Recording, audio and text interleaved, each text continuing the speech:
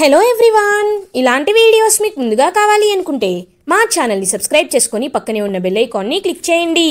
Upcoming రివ్యూలోకి వెళ్ళిపోదాం. Episode start అవ్వగానే రాజ్ని కావ్య నిలదీస్తూ ఉంటుంది. ఎందుకు మీరు ఈ స్థాయికి దిగజారిపోయారో నాకు అర్థం కావటం లేదు. మీరు ఎండి బాధ్యతల నుండి తప్పుకున్నారు. అందరి చేత నమ్మకాన్ని, గౌరవాన్ని పోగొట్టుకున్నారు. మీరు ఏం సాధించాలనుకుంటున్నారు? ఒకప్పుడు మిమ్మల్ని నేను రాజుగా చూశాను, అంత ఎత్తున నిల్చొని చూశాను. కానీ ఇప్పుడు మీరు ఈ స్థాయికి రావడం నాకు నచ్చటం లేదండి అని చాలా గౌరవప్రదంగా కరెక్ట్గా అడుగుతుంది కావ్య రాజ్ని. రాజ్ మాత్రం ఏం సమాధానం చెప్పకుండా సైలెంట్గా ఉంటాడు. ఇటువైపు అనామిక ధాన్యలక్ష్మి మాత్రం కళ్యాణ్ చేతికి చెక్ పవర్ ఇష్యూ వస్తుందని, అండ్ అది కాకుండా అన్ని పవర్స్ అనేవి కళ్యాణ్కి ట్రాన్స్ఫర్ చేస్తానని రాజ్ చెప్పడంతో చాలా హ్యాపీగా ఫీల్ అవుతారు. అపర్ణాదేవి రాజ్తో, రాజ్, ఇప్పుడు నేను నీతో మాట్లాడాలనుకుంటున్నాను. ఏం సాధించావు రాజ్? నువ్వు ఏం సాధించావు? ఆ బిడ్డని ఇంటికి తీసుకువచ్చినప్పటి నుండి నీ జీవితంలో అన్ని సమస్యలే. ఎప్పుడూ ఎవ్వరూ నీపై వేలెత్తి చూపని వేళ్లు కూడా నీపై చూపించాయి. నువ్వొక నిర్ణయం తీసుకుంటే దానికి కట్టుబడే నోర్లు కూడా కట్టలు తెంచుకొని నీపై అరుస్తున్నాయి, నీపై నిందలు వేస్తున్నాయి. నేను ఎవరినంటున్నానో నీకు బాగా అర్థమవుతుంది.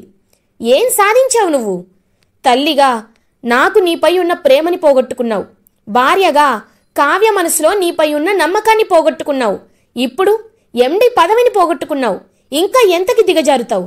ఇంకా ఏం చేస్తావు రాజ్? చూడు, ఈ ప్రశ్నలన్నింటికీ, ఈ సముద్రం లాంటి అలలకి పరిష్కారం ఒకే ఒకటి. ఆ బాబుని, ఎవరినైతే నువ్వు అనూహ్యంగా నీ వారసుడని ప్రకటించి ఇంటికి ఆ బిడ్డని తీసుకువచ్చావో వాడిని తన తల్లి దగ్గర వదిలిరా.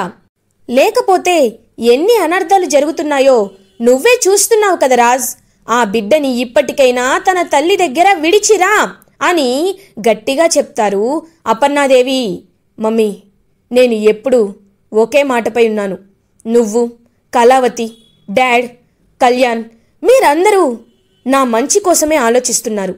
మీరందరూ ఒకప్పుడు నన్ను ఆ సింహాసనం మీద చూసి నా మాటకి ఎదురు లేదని, నేను ఇప్పటి వరకు ఎలాంటి తప్పు చేయలేదు కాబట్టి ఎలాంటి తప్పు చెయ్యబోనని నమ్మినవారు. అలాంటి మీకు నేను సామాన్యుడిగా కనిపిస్తుంటే చూసి తట్టుకోలేకపోతున్నారు. మీ మనసు దీనిని ఒప్పుకోలేకపోతుంది.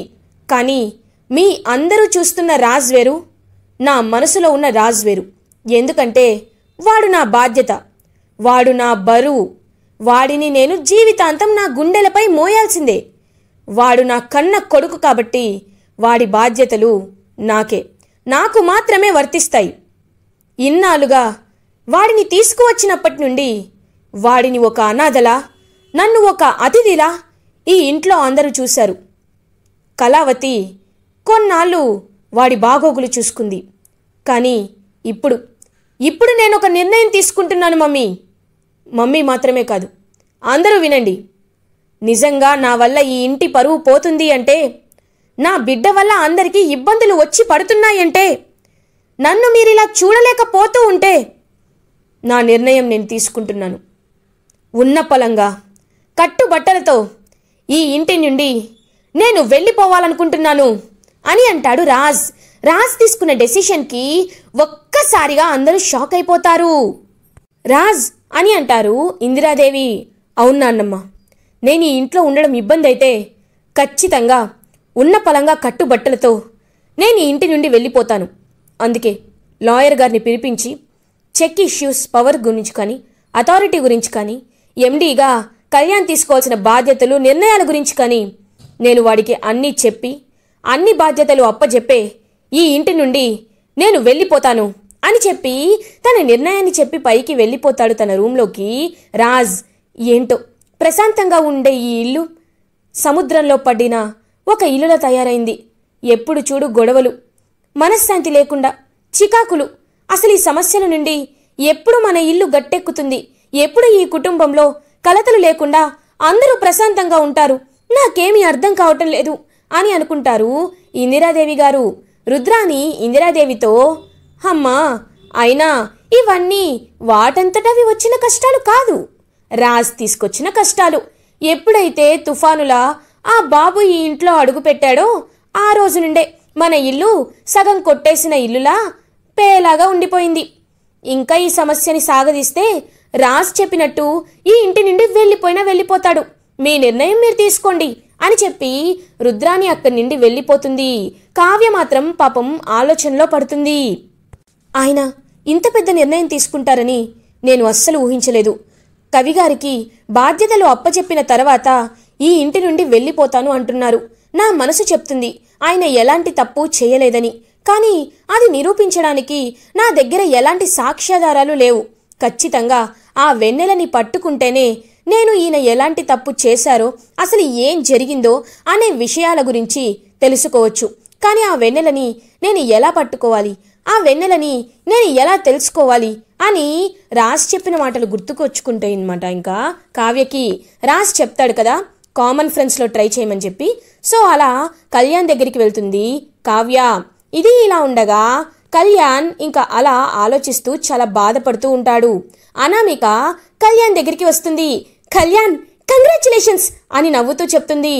దేనికి అని అంటాడు కళ్యాణ్. అలా అంటావేంటి కళ్యాణ్, నువ్వు ఇప్పుడు డైరెక్టర్వి, ఎండివి మాత్రమే కాదు, నీకు చెక్ ఇష్యూ చేసే పవర్ వస్తుంది అని చాలా సంతోషపడుతుంది అనామిక. నీకు నేను ముందే చెప్పాను, నాకు డబ్బు మీద పదవి పైన ఎప్పుడూ ఆశ ఉండదు. ఆ చెక్ ఇష్యూ పవర్ నాకు వస్తే ఎంత, రాకపోతే ఎంత, నాకు అలాంటివి నచ్చవు అని అంటాడు కళ్యాణ్. కళ్యాణ్ ఎప్పుడు ఇలానే ఉంటాయి ఎలా? పాపం బావగారు విన్నావు కదా, తప్పు చేసినందుకు ఎంతలా విలవిల్లాడిపోతున్నారు. ఆయన పశ్చాత్తాప పడుతున్నాడు. అన్నీ నీకు అప్పచెప్పాలనుకుంటున్నారు. నువ్వే అంటావు కదా బావగారు రాముడైతే నేను లక్ష్మణుణ్ణి అని. మరి రాముడు చెప్పిన మాట లక్ష్మణుడు వినడా చెప్పు అని అంటుంది అనామిక. వింటాడు, ఖచ్చితంగా వింటాడు. కానీ లక్ష్మణుడు రాముడు చెప్పాడని రాజ్యాన్ని తీసుకోలేదు. కష్టమైనా నష్టమైనా తన అన్న వెంటే ఉంటానని అడవులకు వెళ్ళాడు. భరతుడే రాజ్యాన్ని చేపట్టాడు, కానీ లక్ష్మణుడు రాజ్యాన్ని తీసుకోలేదు కదా అని అక్కడి నుండి వెళ్ళిపోవాలనుకుంటాడు కళ్యాణ్. వామ్మో, ఇంకా ఎక్కువ మాట్లాడితే వద్దు, నాకు ఈ పదవొద్దు, నేను మా వదినకే ఈ పదవి ఇస్తానన్నా అంటాడు. అలా అనకూడదు దేవుడా అని టెన్షన్ పడుతూ ఉంటుంది అనామిక. కళ్యాణ్ అని అంటుంది. మళ్ళీ ఏంటి అని అంటాడు కళ్యాణ్. నేను ఒకటి అడుగుతాను, చేస్తావా అని అంటారు. ఏంటి అని అంటాడు కళ్యాణ్. ఏం లేదు, నువ్వెలాగో ఎండి అయ్యావు కదా, పాపం రాహుల్ చాలా ఫీల్ అవుతున్నాడు. తను ఏ పని చేయటం లేదని చాలా బాధపడుతున్నాడు. కాబట్టి రాహుల్ని జనరల్ మేనేజర్ కింద అపాయింట్ చేయొచ్చు కదా అని అడుగుతుంది అనామిక. నీకేం తెలుసు? ఏం తెలుసా అనామిక, రాహుల్ని జనరల్ మేనేజర్ చేయమంటున్నావు అని అడుగుతాడు కళ్యాణ్. అలా కాదు కళ్యాణ్, పాపం రాహుల్ కూడా ఈ ఇంట్లోనే చిన్నప్పటి నుండి పెరిగాడు కదా అని అంటుంది అనామిక. రాహుల్కి కూడా ఆఫీస్కి వెళ్ళాలనిపిస్తుంది కదా, కాబట్టి తన్ని జనరల్ మేనేజర్గా అపాయింట్ చేయొచ్చు కదా అని అంటుంది. ఈ నిర్ణయం తీసుకోవడానికి నేను సరైన వాడిని కాదు. ఏదైనా మా వదినని అడిగే నేను నిర్ణయం తీసుకుంటాను అని చెప్పి అక్కడి నుండి వెళ్ళిపోతాడు కళ్యాణ్. ఛీ, ఈ కళ్యాణ్కి ఎంత చెప్పినా వేస్టే అని కోపంగా అక్కడి నుండి వెళ్ళిపోతుంది అనామిక. ఇది ఇలా ఉండగా కావ్య కళ్యాణ్ దగ్గరికి వస్తుంది.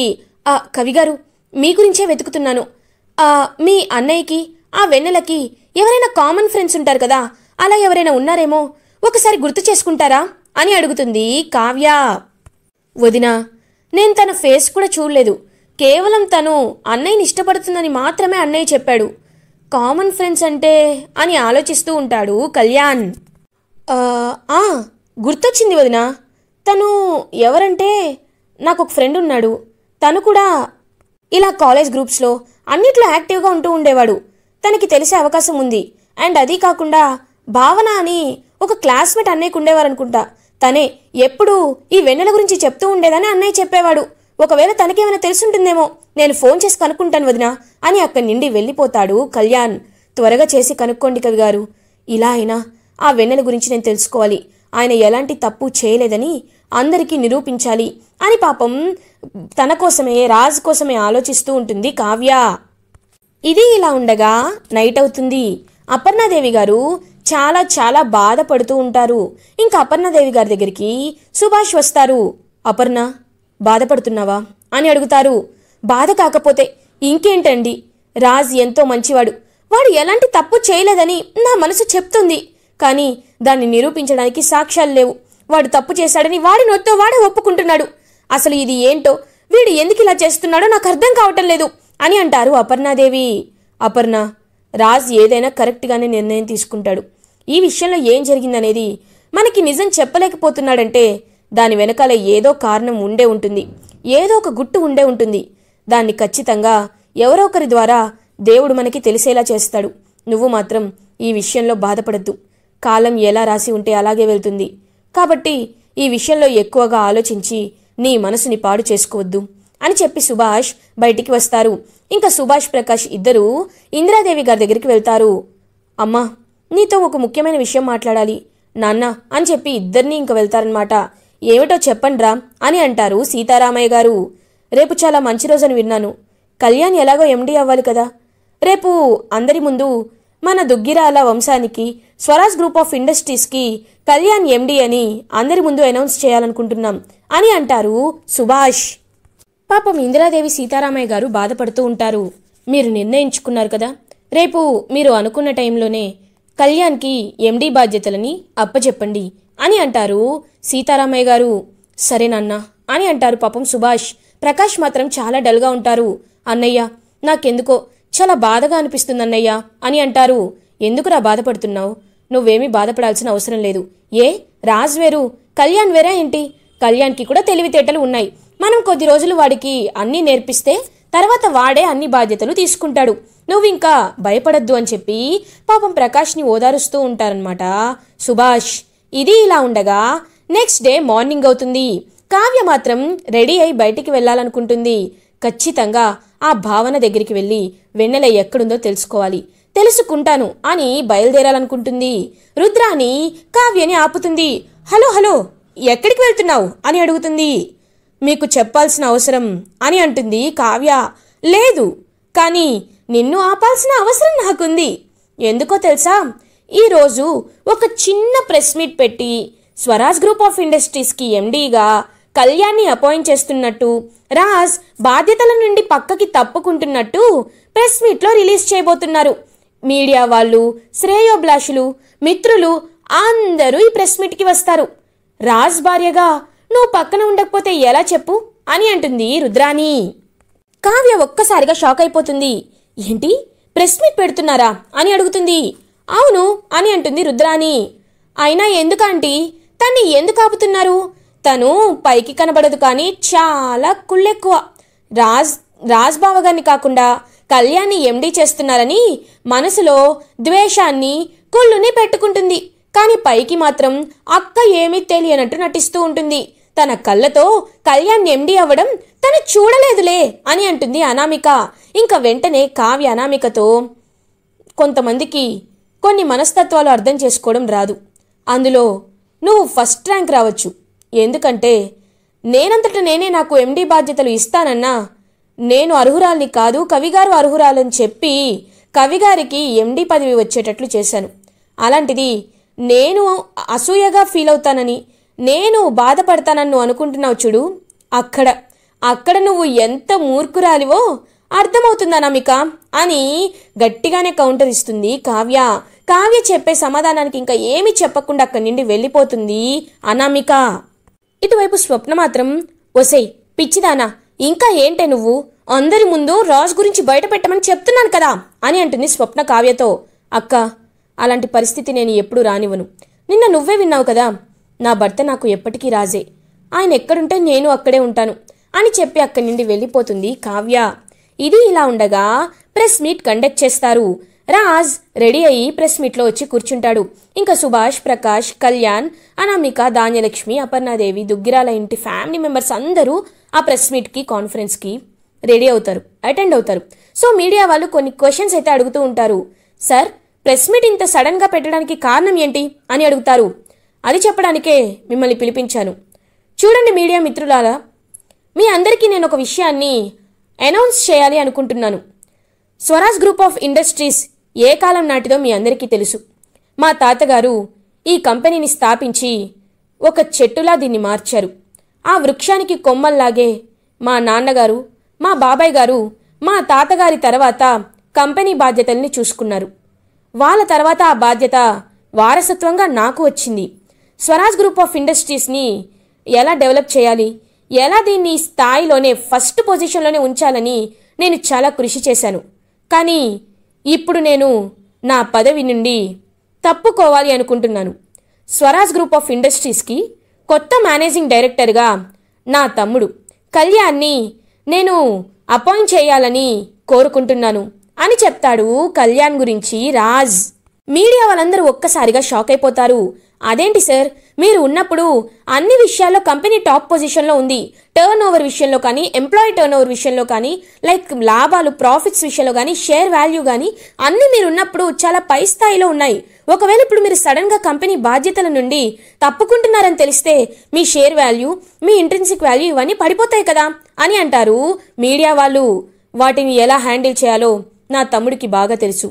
అయినా కొత్త వారికి కూడా ఛాన్స్ ఇవ్వాలని, అది కాకుండా కొన్ని కారణాల చేతే నేను ఈ కంపెనీ బాధ్యతల నుండి తప్పుకోవాలని మనస్ఫూర్తిగా కోరుకుంటున్నాను.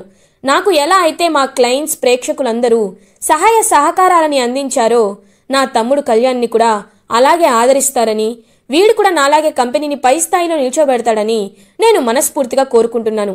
So no more questions please అని చెప్పి అక్కడి నుండి వెళ్ళిపోతూ ఉంటాడు రాజ్. సార్, మీ ఇంట్లో ఒక బాబు ఉన్నాడని, వాడిని మీరు ఇంటికి తీసుకువచ్చారని కొన్ని రూమర్స్ వినిపిస్తున్నాయి. అవన్నీ నిజమేనా? చెప్పండి సార్ అని ఇంకా వాళ్ళైతే మీడియాలో కొంతమంది అడుగుతూ ఉంటారు. దానికి సుభాష్ ఇంకా నో మోర్ క్వశ్చన్స్ అని చెప్పి వెళ్ళాడు కదా, ప్లీజ్ పర్సనల్ విషయాల జోలికి మీరు వెళ్ళొద్దు, దయచేసి వెళ్ళండి అని సుభాష్ అక్కడి నుండి పంపించేస్తారు. ఇంకా పాపం రాజ్ లోపలికి వచ్చి లాయర్ గారు చెప్పిన ఫైల్స్ అండ్ డాక్యుమెంట్స్ అన్నిటి మీద సైన్ చేస్తాడు.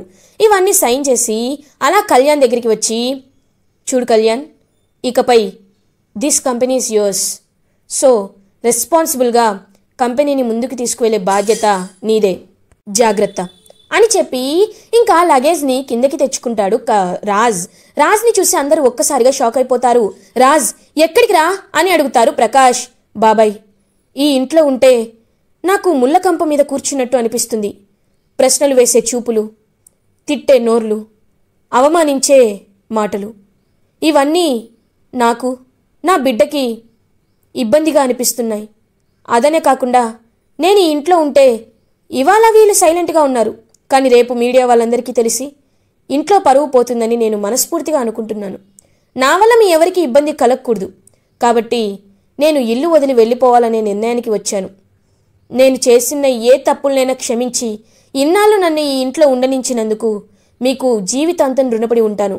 ఇక ఈ ఇంటి నుండి వెళ్తున్నాను అని పాపం లగేజ్ ఒక చేతిలో పట్టుకొని, బాబుని ఇంకొక చేతిలో పట్టుకొని అలా బయటికి అడుగు పెట్టబోతాడు రాజ్. ఆగండి అని ఒక గొంతు వినపడుతుంది. ఒక్కసారిగా వెనక్కి తిరిగి రాజ్ చూసేసరికి లగేజ్తో అక్కడ కావ్య కూడా ఉంటుంది. కావ్యం చూసి ఫ్యామిలీ మెంబర్స్ అందరూ ఒక్కసారిగా షాక్ అయిపోతారు. మీరు ఎక్కడుంటే నేను అక్కడే ఉంటాను. అది అద్దాల మేడైనా, పూరి గుడిసైనా, ఏదైనా మీరు ఉన్న చోటే నేను ఉంటాను. బాబుని నాకు ఇవ్వండి అని బాబుని ఎత్తుకుంటుంది కావ్య. వదినా, ఏం చేస్తున్నారు మీరు అని అడుగుతాడు కళ్యాణ్. కవి గారు, నా భర్త ఎక్కడ ఉంటే అక్కడ నేను ఉండడమే ధర్మం. మీరు ఉండమని చెప్పకపోవచ్చు, ఉండొద్దని కూడా చెప్పకపోవచ్చు, కానీ నా భర్త అడుగుజాడలోనే నేను నడవాలని నేను ఫిక్స్ అయ్యాను. నా భర్తతోనే నేను ఉంటాను. నా భర్త నిరూపరాదని, నా భర్త ఎలాంటి తప్పు చేయలేదని నిరూపించిన రోజే నేను ఈ ఇంట్లో అడుగు పెడతాను. నా భర్తతో సగౌరవంగా తల ఎత్తుకొని ఈ ఇంట్లో అడుగు పెడతాను. ఈ ఇంట్లో ఉండే అర్హత, హక్కు, స్వేచ్ఛ నాకు ఉన్నా నేను మనస్ఫూర్తిగా వాటిని తిరస్కరిస్తూ నా భర్త అడుగుజాడల్లోనే నడవాలి అనుకుంటున్నాను. దయచేసి ఈ విషయంలో ఎవరు అడ్డు రావద్దు అని చెప్తుంది కావ్య. అలా రాజ్, కావ్య దుగ్గిరాల ఇంటిని విడిచి కట్టుబట్టలతో బాబుతో సహా బయటకి అడుగు పెడతారు. కావ్య వైపు అందరూ చాలా జాలిగా చూస్తూ ఉంటారు. ఫర్ ది ఫస్ట్ టైం ఎప్పటి నుండో కావ్యపై ఉన్న హేట్రెడ్ అంతా అపర్ణాదేవి గారికి క్లియర్ అయిపోతుంది. ఎన్ని కష్టాలు వచ్చినా రాజ్ వెనకాలే నడుస్తానంటున్న ఈ కావ్య చాలా మంచి అమ్మాయి అని కావ్యపై ఒక పాజిటివ్ ఫీలింగ్ అయితే వస్తుంది అపర్ణాదేవికి. ఇలా ఎపిసోడ్ ఎండ్ అవుతుంది. ఫర్దర్ ఎపిసోడ్ రివ్యూస్ ముందుగా మీకు కావాలి అనుకుంటే మా ఛానల్ని సబ్స్క్రైబ్ చేసుకోండి. Thanks for watching.